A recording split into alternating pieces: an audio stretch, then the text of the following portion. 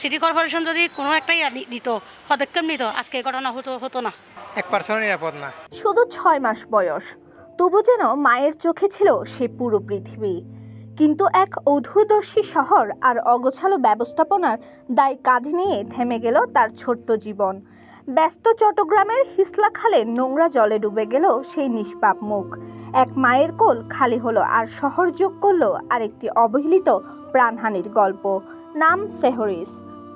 আকাশে কালো মেঘ দেখা দিলে চট্টগ্রাম মানুষের মনে নেমে আসে ভয়ের ছায়া। বর্ষা এখন চট্টগ্রামবাসীর কাছে শান্তির বার্তা নয়, এটি এখন চট্টগ্রামবাসীর জন্য এক অজানা লড়াই। প্রতি বছর বর্ষা এলে শিশু সেহরিসের মতো অনাকাঙ্ক্ষিত মৃত্যু ঘটছে। এই মৃত্যুর দায়ভার কার? সিটি কর্পোরেশন যদি কোনো একটাই দিত, পদক্ষেপ নিত, আজকে এই ঘটনা হতো না। কেন সরকার কি একটা, সরকার গেল যাচ্ছে আসতেছে, এই যে মেয়র যাচ্ছে আসতেছে, কমিশনার যাচ্ছে আসতেছে, তারা এগুলো দেখে নাই? তাদের কি করা উচিত না? একটা বাচ্চা পড়ে যায়, তারপর একটা অভিভাবক যখন পড়ে যাবে তখন গিয়ে এরা এগুলো নিয়ে টানাটানি করে, এটা করবে ওইটা করবে, তারপর 2-3 দিন পর আবার শেষ, আবার আরেকটা পড়বে, আরেকটা পর আবার শুরু করবে। যার মায়ের বুক খালি হয়েছে সে মা জানে। এটা লাইব্রেরি কে নিবে? সিটি কর্পোরেশন নিবে? মেয়র নিবে? কমিশনার নিবে না। কমিশনার একদিন গিয়ে দেখে আসবে, মেয়র একদিন এসে দেখে যাবে, যে এতটুকু 3 দিন পর দেখবেন যে এগুলো সব ভুলে গেছে।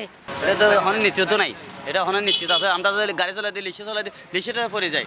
1% নিরাপদ না। বর্ষা হলে এটা রাস্তাটা ডুবে যায়, এমনি নালায় সবসময় ময়লা থাকে, কাল ময়লা ভরপুর হয়ে যায়। এরকম একটা দুর্ঘটনা ঘটে, এই জিনিসটা কিন্তু কেউ ঠিক করে দিচ্ছে না। ময়লাগুলো তোলার পরে বাসগুলো আর ঠিক করে দেয় নাই।